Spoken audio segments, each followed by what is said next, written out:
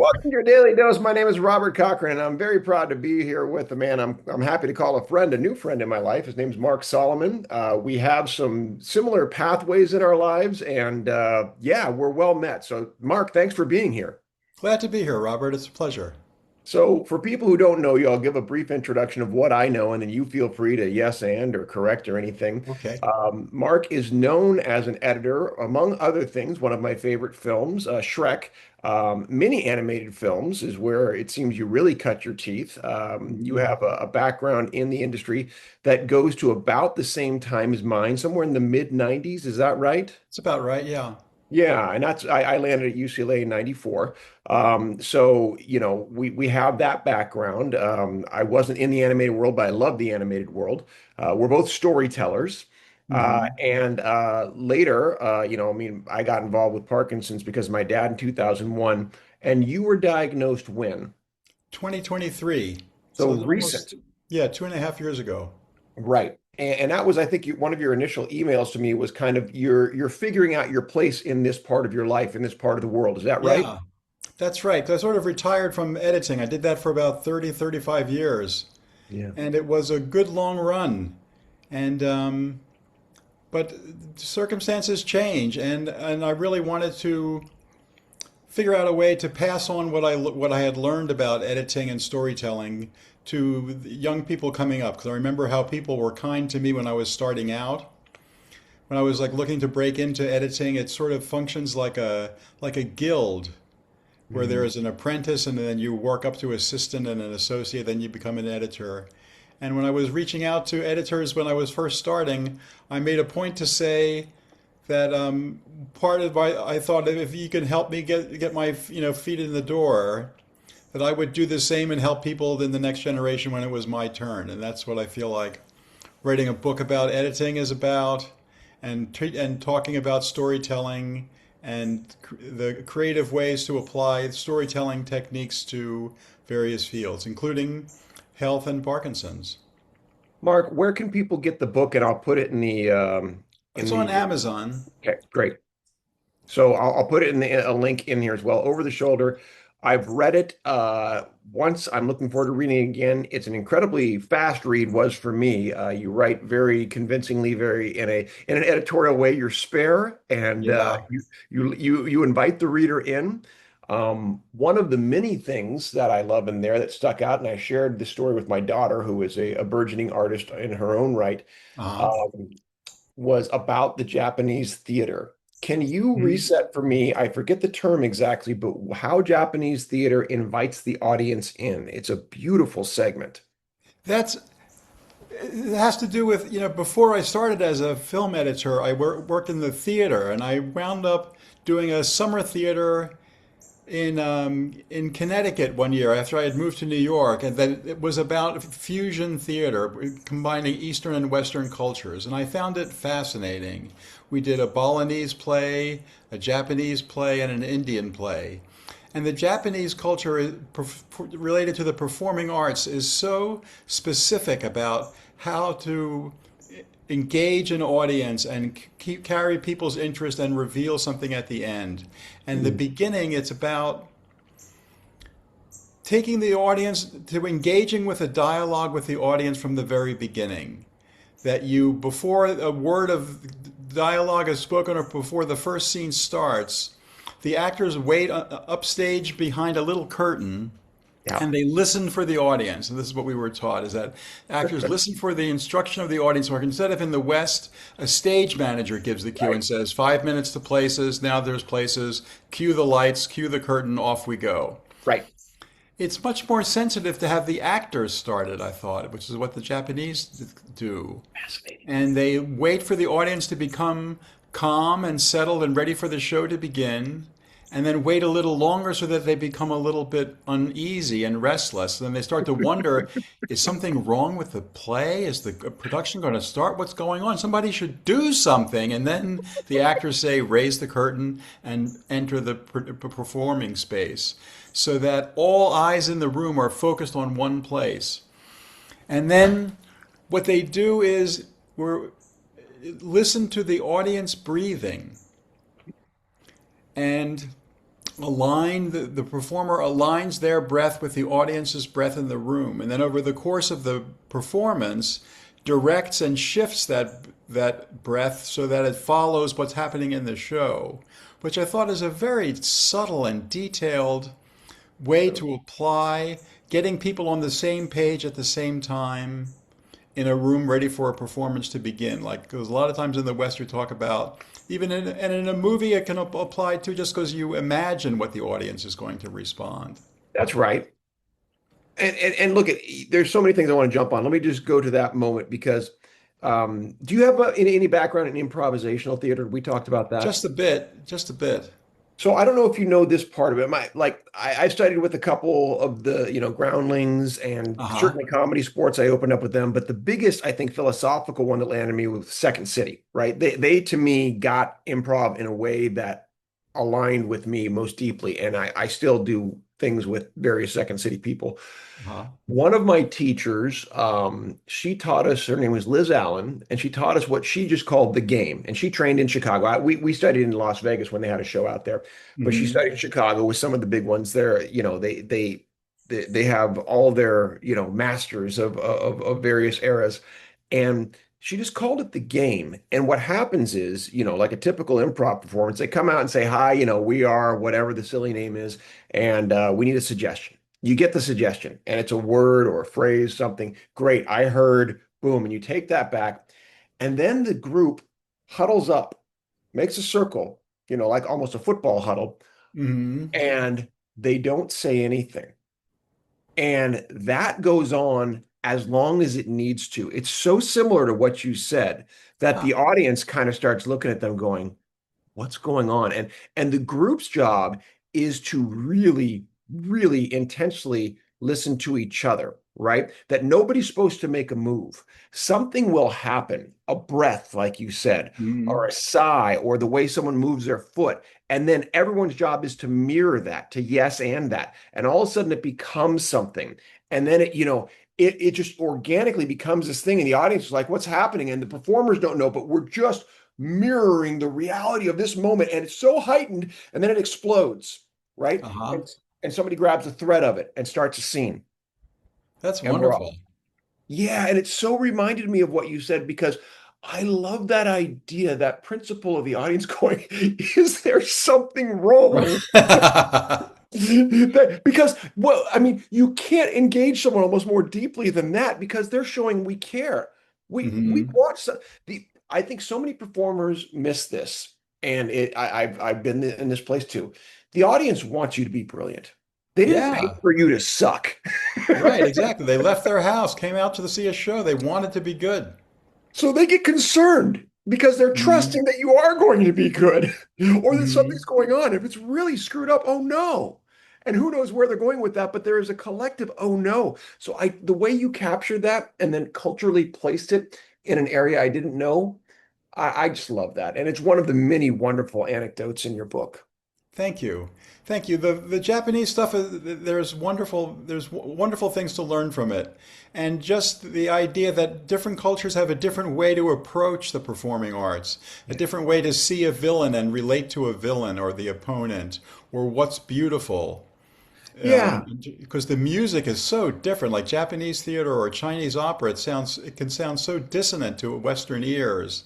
Yep. But when you get into it, if you listen to it for long enough and find people who play it really well, it opens up something that you didn't expect to enjoy and engage with. Yeah, exactly. And I'm guessing as an animator, I didn't even think about it till just now, but you are at least aware of it. Maybe you're a fan of, pardon me if I'm not getting the name right, but Miyazaki, Hayao Oh, Miyazaki. sure, wonderful. Studio Ghibli is, their stuff is mind-blowing and it's totally different to Western audiences, and yet it has a home here. I think people who have found it go, oh my God, that's amazing stuff. Yeah, beautiful. Where he is in tune with the natural rhythms, and takes the time to sort of just let water droplets land in a puddle after a rainstorm, or to see leaves blow across a field, and to take time to say that this is important and that we're in touch with this. Oh, it's just so lovely and opens you up to what the story is presented and the imagination of the of what's being presented in a way that you wouldn't be otherwise when you sort of rush through like we do in the West. That's right. And I think, I mean, I saw, like many did, my first was Spirited Away. And that, Uh-huh. exactly like you said, is a call to the natural environment and our relationship to the natural environment. And I often point back to the scene where the hero, I forget her name, but she pulls the bicycle out of the clogged up river, and the river Uh-huh. god thanks her, in the bathhouse, as it were. And it's such an amazing metaphor, and it's just so beautiful and vile at the same time. Yeah. And wonderful. I mean, the woman who runs the bathhouse is just, she's awful and yet beautiful too. And nothing is really easy. You keep leaning and thinking where something fits archetypally, and then it doesn't. And I love the way it challenges you in that way. And yeah, it's just beautiful stuff. You're good. It makes people it makes I feel like I become a better audience if I see stuff like that I can appreciate. Yeah. And then it opens up your sort of palette of what can go into a story and what can go into a drama or a performance because you have more things to draw on. If everybody draws on the same Star Wars references and that's all you Right, have, it right, gets a little thin. right. And if you can open up to the way different people, different cultures tell stories and do performances, you have more to bring to the table. Let me ask you, because you were there for the premiere of Third Base in WPC, and Hmm. we talk about, as editors, not knowing. The feeling. You make the film, you see the film, you test the film, but you don't know how it's going to work, right? Uh-huh. And we haven't really Never. decompressed, so this is really fun for me right now because you're a guy who's going to get some inside baseball.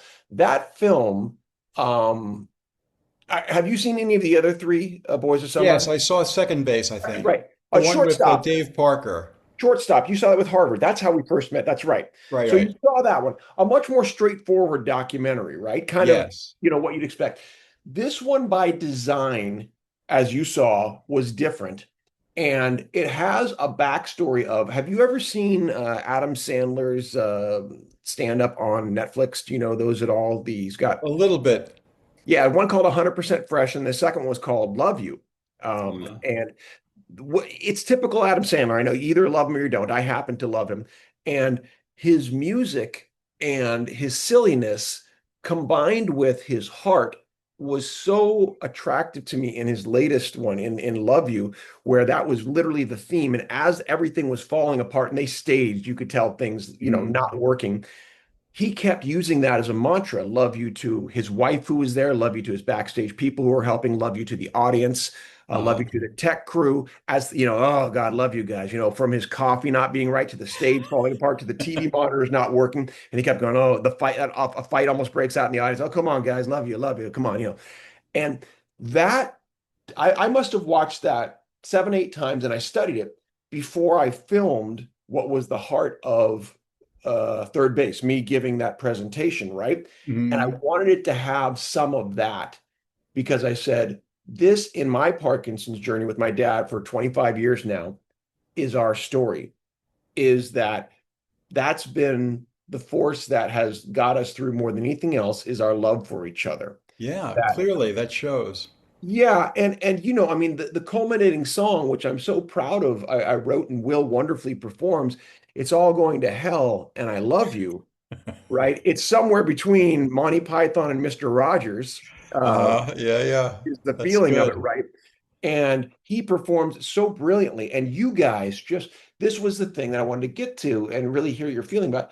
I've never had that kind of movie theatrical experience outside of Rocky Horror Picture. You guys were dancing, you were singing, you were calling out to the screen the space between you and the screen was gone. And I was Yeah. just floored by that. What was it like for you?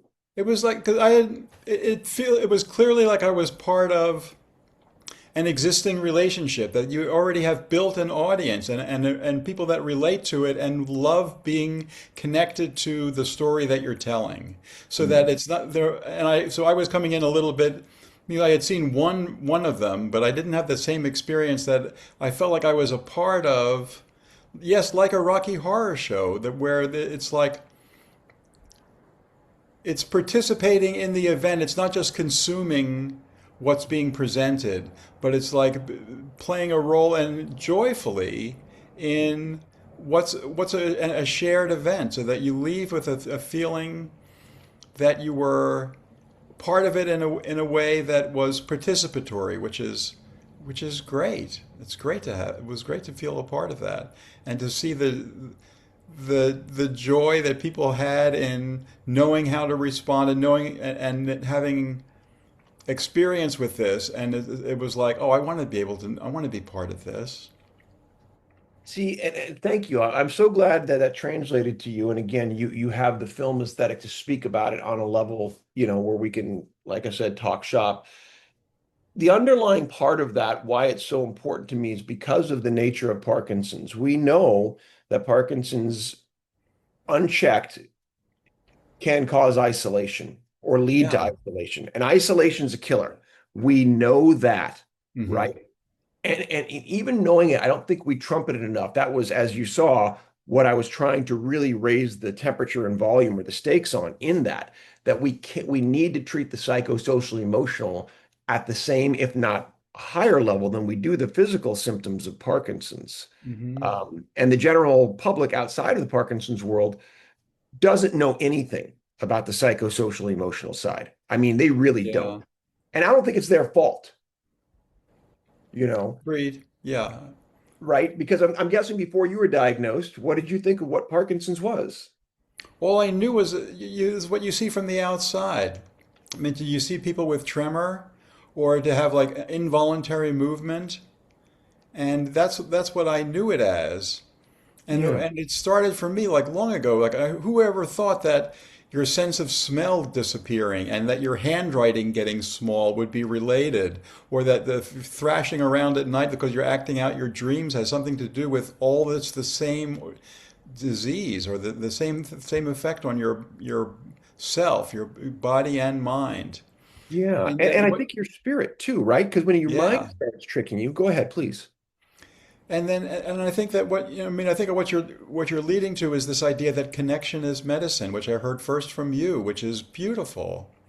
And I think that's so true. I think that I have found that Parkinson's and the community that I have, like I'm in Cambridge, Massachusetts, and it's well supplied with medical research and health benefits and classes and intelligent people who would understand the value of reaching out to one another. And there's a community here. A lot of it is around the boxing class, Rock Steady Boxing, which is Sure. a exercise program for Parkinson's. And people really genuinely support each other. Yes, the exercise is good, but when I first moved to Cambridge about 2 years ago, I wanted to do a book event about over the shoulder, and I invited all the people that I thought I could know, the people from bookstores, and the audience who really wound up showing up for me was the people from Parkinson's Boxing. Yeah. That's where the connection is, and that it really touched me. That because the book, it doesn't have anything to do with Parkinson's directly, but they saw that I was doing an event and putting myself out there, and that people came to show up and support. That was really heartwarming and has built a bond, Yeah. and that's so valuable. It makes um, and doing things like the WPC in Phoenix, Arizona was also a part of that, to see that on a much larger scale, that people have something in common, that they can relate to one another, whether they're doctors or clinicians or relatives or people with Parkinson's. It's all people feel like they have something to share with each other. Yeah. Yeah. And that was your first big Parkinson's event, right? Oh yeah, WPC. yeah. Tell me about your takeaway because I mean it's a couple weeks later, but I mean people are still decompressing. It was, it's big and slightly overwhelming. I mean, I don't do so great in big, huge crowds like that. And especially that it's a lot of stimulus and stimulation all day, and so I needed to take it in small doses and sort of Good. drop in and out. And for me, the thing that helped the most was the exercise. It was very helpful to see. people, all these people giving, really smart people around the world giving their best to solving this was very heartening. I mean, there weren't any, I didn't feel like any big breakthroughs in what was offered. And it was funny that people talk about the value of exercise in a plenary where people are sitting down for an hour and a half on their butts talking about how valuable exercise is. It's a really good idea. I think more people should do it. Yeah, For somebody should do that exercise in stuff. It's good theory. for exactly. Yeah. Did you take any of the exercise classes? Sure, I did. I wanted to sample them. I did that. Was in the ping pong tournament Oh yeah, and played ping pong. There was a ping pong Parkinson's group. great. And so there was a tournament that was fun to participate in and take part in. I did the boxing. I did some of the big and loud, They're and a couple of great. the sort of physical therapy based exercise classes, and all of it's helpful.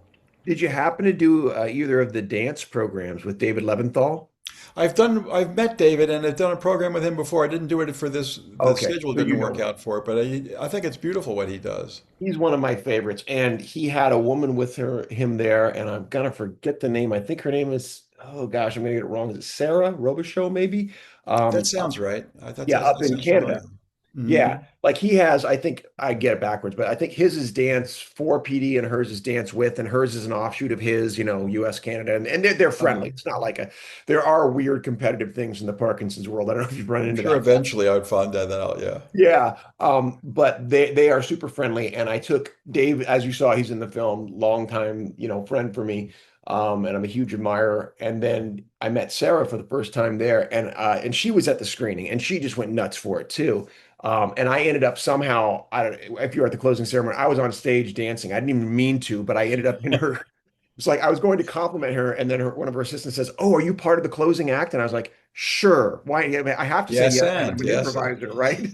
And all of a sudden, I learned the choreography, and I'm up on stage doing it. But you know, their whole world, like you said, because the movement is amazing. Just like I mean, the boxing is wild, or the ping pong, these movements, these things we haven't thought of, but it's what happens internally. Because, Ryan Cotton, who's the CEO of Rocksteady, he's become a friend.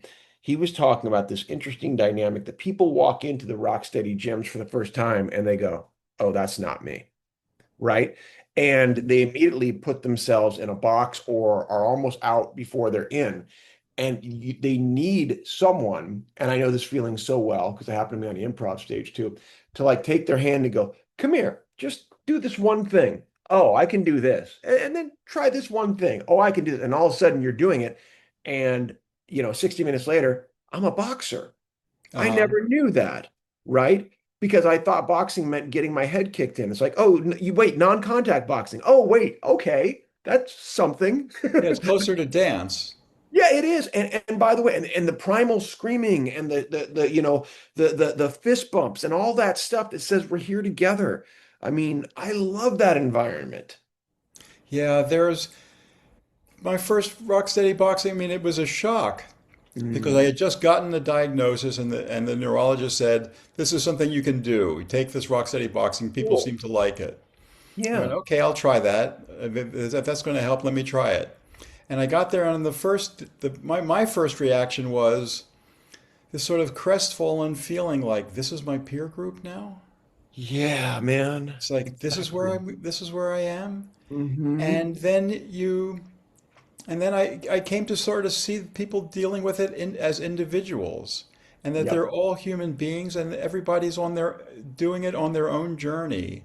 And to see that and realize it, and seeing that I have a path through this way too, it gave me a way to sort of take steps going forward, and it was really meaningful. It's so beautiful what you just said because, and this is where I try to give people the grace. I have this one wonderful, I have many wonderful writers, but this one wonderful writer, her name is Doris, who wrote a story that she's still struggling with right now. But the basic premise is from a feeling that she had pre-Parkinson's diagnosis, where she felt very judgmental of people who had various disabilities. And so she's writing about a fictional character who goes Wow. to a conference that ends up being kind of an ADA based conference and she has to engage and it changes her, right? That's the transformation. but you just gave it in a nutshell, right? You're like, oh, these are my people. You're seeing them from a shell, right? You're seeing the Yeah, outside, yeah, and then you get to know them individually, and you go, I love these people. Oh my, when I yeah. see them as people, not just as whatever their form, demonstrates them as, I hear this time and again, people go, they're some of my favorite people I've ever met in my life, the Mm. community, you know? So you just demonstrated Yeah, that and you story. see the courage because when you get to know individuals, you see the courage that they have and what they go through and how resilient they are. I mean, not and people go about it different ways. I mean, some people express themselves by, bitching, and some people and some people deal with it with humor, Right. and people take it different ways, and and I would and it takes away the sense of judgment or being of separate, that you see people that I have a connection to them as individuals and we have time. The good thing about boxing is that there's 3 minute rounds and a 1 minute break. So in a 1 minute break, people, chat with each other, and sometimes those get extended and you get a chance to get to know people. So it functions on several levels. Yeah, I love that. The community is more than the secret sauce of what that is. And Hmm. yeah, I'm so glad you found that and you've engaged with that. If you don't mind, I want to turn back to your film career. Is that okay? Can I ask you? Sure, sure. Because the editor's world is potentially lonely. I know as a longtime editor, and sitting with, you know, hours, hundreds of hours of footage, and not just, it's funny, people talk about the footage, but what they miss sometimes, and this especially applies to your world, is it's not just in the box because it could be anything you could imagine outside of the box too. So Hmm. you're constantly probably fighting to keep the parameters to say, what's the story? I wonder for you, sitting in there, what do you miss about editing? And, is there kind of any life lessons from that relatively solitary place that you take out into the world now that you're retired? It's funny that animation. What I liked about editing animation in a way is that it's different from live action editing, or especially documentary editing. In documentary editing, you get tons and tons of footage, and you have to sort of keep your north star of or what is in and out, and what's the story centered on. And in animation editing, a lot of the editing is done. It's a story development phase where you have the script, and before production starts, they draw storyboards, and I edit the storyboards together with sound and music and the dialogue, like scratch or finished, and make the movie before it's done. What comes for, I mean, what order? Because you're right, that's a foreign world to me, and I'm fascinated by it because I'm such a huge fan. But I mean, the script comes first, but Yes, the after the script comes script, first, but you need a more detailed map because there's nothing to put the camera in front of. You can't right. just put the camera on the street and your character walks from one side to the other. You have to make the street, you have to make the cars, you have to make the character, you have to make them walk. So So script you and need storyboard? so it's storyboarded in a more detailed way than they do in live action. Right. And those storyboards have to be or cut together, and the whole movie is built in storyboards, sort of like a comic book, but Okay. timed out I get it. so that you can see the movie and, in theory, smell the popcorn before one shot is animated. I love that. And then you lock off sequence by sequence, and the animators use the length of the storyboards as the guide for each shot. They don't get multiple angles. All that was figured out with the drawings, with the storyboards. And Yep. so what's I liked about it is that it was collaborative, that it's working with the storyboard artists or the head of the story department sitting next to me in the editing suite saying, it would be nice if we had a shot like this. And they talk with their pencils, and in 30 seconds, they can make a beautiful sketch. They go, like this? You go, yeah, like that. That would be great. And then you sort of you work on it together. You just used a phrase I wanted to highlight. They talk with their pencils. Yeah, yeah. Is that inside? Because I love the sound of that. Yeah, well, people do. And they talk about that how much of they draw is pencil mileage. Oh man, another great phrase. Yeah, there's a jargon that goes with animation, and a You lot know, of that's that could be a fun. companion to this because there's a beautiful old book. I taught film for a couple years at an art institute out in Las Vegas, and I got to teach things that, frankly, I was on the edge of, and then was teaching as I was learning. Because I knew that my background was writing, and then Mhm. I was acting along with that. I worked my way into directing. And then I needed to produce because eventually it was like these are all my own things, so I got all the hats, and then editing, all those things came along with it. um but there's a book by a guy, I think his name was Tony Bill. Have you ever heard of him? Sure, he was a director. I think an Yeah, English guy. and he has a little film book. Let me see if I can look it up. It was this lovely little book that was really, um, yeah. There you go. Yeah, so it produced The Sting, and let me see if this is the one I'm thinking of. It is. Okay, it's called Movie Speak by Tony Bill. And I adore this book. Let me put it on the screen here so everybody can see it. And I taught this because it there it is. It has all the inside jargon, like you just said, right? Uh-huh. Um, and I think it was definitely important in an earlier age of Hollywood. I'm so far out of there now. I have no And idea I'm what. sure the language has changed. I mean, it's like anything. Yeah, Like when the tools change and the processes change, the jargon and the lingo that people speak that's right. is part of what makes it fun. Yeah. Well, you can see Spielberg's comment here. Movie speak won't guarantee you a job, but having a knowledge of the industry terms will fool everyone into thinking you own the place. That's pretty good stuff. I'm guessing then, I mean, were you a Hollywood fan before getting there? I mean, did you have, Oh, sure, I loved movies. yeah, I loved movies and was looking for a way in. yeah. And the way in that I found was editing because I found the editors that I talked to when I was first starting, I like them. They're diplomatic and patient and kind, and they don't have the sort of bombast of a producer who has said this is going to be the greatest thing ever. You've got to do it, and talking about hot air until something. I like that editing is the movie's already real. By the time that you're ready for an editor, there's you have something tangible in the Mhm. can or drawn That is that was interesting. appealing. That it feels like it's a craft like process So I don't instead want of the hucksterism that you can get with a lot of Hollywood stuff. Well, and that's what I was going to say. And I don't, you tell me, I don't want to go into this if it takes away because I do want people to discover it here. You have a wonderful, heartbreaking story in here about a production that didn't quite happen, Oh uh, yeah. where you were going to be part of a live action and directing Hmm. it.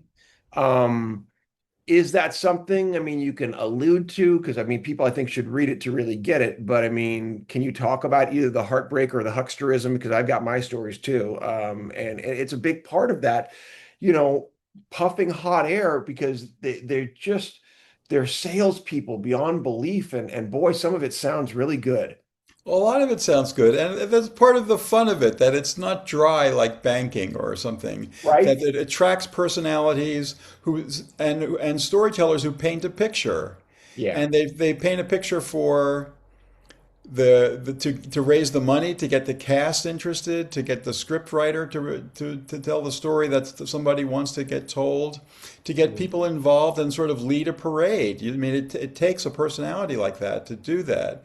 Mhm. And I think the project you're referring to was, there was a chance I had to direct a feature, and it was very exciting. But there wasn't a lot of money involved, but it was a But very it got unusual. down the road. I mean, you Yeah, went on. we got close. We got like a week away from first day of photography. People don't realize. I know because I've sat in development hell for 5 years on one project that eventually got made. But I mean, Good you for were you. close. I mean, to have Hmm. gone overseas like you did, I mean, there was some money in place. People had invested something. It wasn't just an idea. It wasn't just a script. And I don't, I hate to limit it to that because the script is everything. I know that, but you got to get something behind it. You had some juice behind this thing, Yeah, and there then, were actors. I mean, the uh-huh. idea was to do it. It was right around the time of there was a Greek movie, My Big Fat Greek Wedding, Yeah, yeah. which they marketed it to Greek diaspora. So the Uh, Greek community in various cities would go and support this film, and it became a success for sort of coming out of left field. And that led a lot of other countries who have a domestic film industry, right, like the Philippines or Thailand or Nigeria, or all these places who say, we have stories like that, we could do that too. right. Let's do a Filipino My Big Fat Greek There Wedding, you go. which in this case was like a beauty contest. Mhm. And we got, yeah, that's sort of the bittersweet heartbreak of Hollywood of movie making is that you can get close. I mean, we did a table read with all the actors from Filipino film stars. I have a photo of everyone signing their contract that they're going to do the movie. I mean, that's insane. That's just, you know, And then it can just vanish. You never know why. You can't yeah. always know why some things work and some things don't. And then other projects that I've done, everything, Shrek did not seem like a hit when we were making it.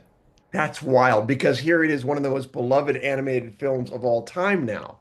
And it took 5 years to get made. I mean, I worked on it for a year, left, did two other movies, had a baby with my wife. We went to England, then came back, and Shrek still hadn't come out. But Right. bless the movie gods that it was a success. That the people who stayed on it for all that time Yeah. got a success to put part of, that they were a part of. And I got to be a part of it in the early stages, and the movie was very different. But it seemed like everything was working against that project. And at some point in the middle, it turned around. Because I See, think and basically it got left alone was the now big that's deal. interesting because yeah, I hear that a lot actually that people talk about the most difficult productions, why some people shoot in remote places is to keep Yeah, yeah, yeah. producers and everything off of them, right? We're Right, going to exactly. Tunisia. You're not going to like it. There's no good restaurants. You're not No. easy to get to. Hotels, no, you're not going to want to be here. Leave us alone. Right, exactly. Chicken Run Um, had that in Bristol because we were in Bristol, England, which wasn't London. It was not a great, cultural culinary destination, and the distance at the time made it easier to sort of move along and work creatively without interference because no one had really high expectations. That's harder to do now because distance doesn't matters less and less with the how easy Zoom is that you can like show cuts to people without them having to get on an airplane to come watch it with you. right. And Is well, and DreamWorks, right? So Chicken Run was the second for you off of Shrek. Is that what happened? I worked on Shrek and then I worked on yeah, there it is. There they are, Rocky and Ginger. After Shrek, I worked on another movie, Spirit, Oh, was about that the the horse? horses, Yep, yep. And was and that also DreamWorks? that was also DreamWorks, yes. Okay, And I do remember that this. was It's Italian, come interesting. on, yeah. Yeah, go ahead. Interesting, That was fun to be on the early part of that. There was a lot of beautiful concept art done. They had this idea to do a Western from the horse's point of view, essentially. Right, right. Yeah. Yeah, that's Spirit. Beautiful I, movie. It had, and I got to, yeah, Kelly Asbury and Lorna Cook, wonderful people to work with. A lot of talented people were there, and it was great fun. The movie, I think, was a slight disappointment because it really intended to be beautiful and on a large scale, and didn't have enough humor. It was everything but funny. mm, And that was, you realized, I think DreamWorks realized that in identifying their personality as a new studio, that it's got to be funny. You have to make it, you have to, comedy is so important to sort of keep a family audience engaged. absolutely, yeah. It has to be there. And that whole feel, and I love your stories of, the near heartbreak, the various kinds of production, what you learn along the way, the various levels of the smartest person in the room. But we Uh, all know this one because I'm sure you've read William Goldman's, right? Nobody yeah, knows sure. anything, right? Right. I That's right. mean, if anybody really knew how to make a hit, they'd be doing it, but Yeah. nobody does. That's why it's interesting because you don't know. I mean, Chicken Run felt like it was born under a lucky star. That the circumstances were positive. It seemed quirky. You couldn't understand what they really had in mind, but Nick Park, who was the creative force behind it, has a real cinematic imagination. And you can see it as the project developed, you could see his vision come to life. And everything worked out. The people in the movie were kind and friendly and creative and good. The script and the story were good. The marketing was well done. People went to like it. It was well reviewed. I thought, oh, this is my first editing project. They're all going to be like this. This will be great. And Of course, this is how it works, right? yeah, and then at the same time, I knew when looking at all the people there in Bristol, thinking that they're all going to be like this. I thought, they don't always go like this. Yeah. But you work for, it's project-based stuff. So if 1 out of 5 or 1 out of 10 is really satisfying like that, it keeps you going to do the next one because some of them, as long as you have some reason why to go ahead and do it. I wonder if you can draw this corollary with me, because you talk about the story side of things and, the best laid plans, the old line, nobody sets out to make a flop, right? We know that Right. Hollywood truism. It goes that way with drug development too, right? And when we talk about finding a cure for Parkinson's, Uh-huh. I mean, it's an incredibly laborious process these pharma companies go. And I'm not going to sing a song or play a little violin for pharma companies. I know, I'm not saying that. But what I'm saying is that the drug development process, a lot of them end up dead ends. They don't get to development. They don't get to where people see them. I mean, Hmm. most of them, right? You could say the same in films. How many scripts start out? And like yours, the one about the Philippine version of Big Fat Greek Wedding, get started but don't make it, right? They don't get out of pre-production or even Hmm. development, as it were. Um, having been involved in this world 25 years now in Parkinson's and seeing, at one time, as it were, people were saying a cure within 10 years. That's the world my dad and I came into, right? Oh, And really? Hmm. Michael J. Fox and Muhammad Ali, the Yes. leaders, you talk about selling a big idea. You can look back and see the PSA. In fact, I meant to include it in this movie. I'll probably include it in the next one. But it's just stunning to see them. And the promise at the time was stem cells. I don't know if you remember that in the mid 2000s. Uh-huh. The big controversy about embryonic stem cells, but that was it. It was going to be, we're going to unlock it. We're going to inject stem cells, pluripotent. It's going to, replace what you've lost in terms of, the dopamine, and you're off and running. Hmm. And Hmm. nothing's that simple, right? It didn't work that way. There are companies, actually, I spoke to one at the WPC, Blue Rock Therapeutics, I think their name is. They're rebooting their approach to stem cells, and it sounds interesting. So sometimes it's just a longer arc, but I wonder for you, because you are, like you said, newer to this world and your arc is here, where you're at in terms of your interest in a cure and your journey. Do you think longitudinally, or do you try to just say, I'm just going to live the best I can today and let it unfold in front of me? It's a combination of the two. I mean, some of it feels like I want to live the best life I can, so I am pretty. I do my best to take care of what I have some control over in my life, which is, exercise and diet and sleep and, meditation and doing the things that I know that have a positive influence on my regularity. It seems like there's a narrow band where I function well, and that staying within that band is Yeah. better for my, ongoing well-being. But sure, I want a cure. I mean, I would volunteer for clinical trials and want to see people succeed. And I think that it is, I mean, launching a movie and launching a new drug they are related. It takes a big investment up front with no guarantee of results. That's exactly it. That's And I exactly it. got to admire them for having the guts to go after that. That's right. Yeah. No, And you nailed it. I mean, and I've seen there's a really good science documentary called Breaking the Code about an MIT medical researcher who came up with RNA, mRNA, as opposed to DNA, Cracking the code. Cracking the cracking the code. code. Yeah. The PBS, I see it. Yeah. Beautiful documentary with this similar idea where you see all the people in, no, with the local, yeah, that's it. Phil Sharp, biotech, and how Mhm. Cambridge, Massachusetts became sort of a center of biotech research and what it takes to succeed in that world. And it takes the guts to put up with a lot of failure to keep going, and this sort of Mm. persistence. And I can relate to that from the film business. I mean, Shrek was a 6-page story with maybe 25 words in it, and oh, we're going to make a movie out of this, and everything was nothing went well. I mean, the original voice of Shrek was a different actor, Yeah. Chris And Farley.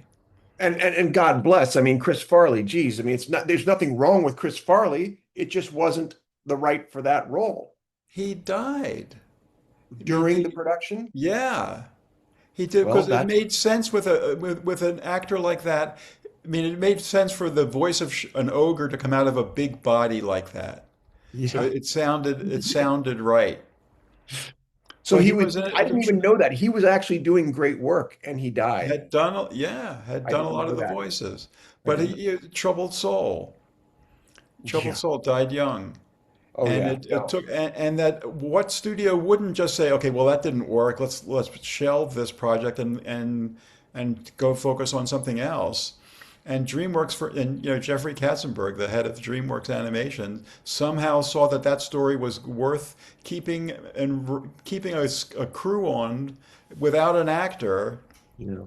and keeping it together and keeping it moving forward without knowing what was going to happen. And it's like, bless him for having the doggedness Yeah. to just stick with it. And a lot of that is bloody mindedness, I think the English would call it, where you Was it a just, direct line from Chris Farley to Mike Myers?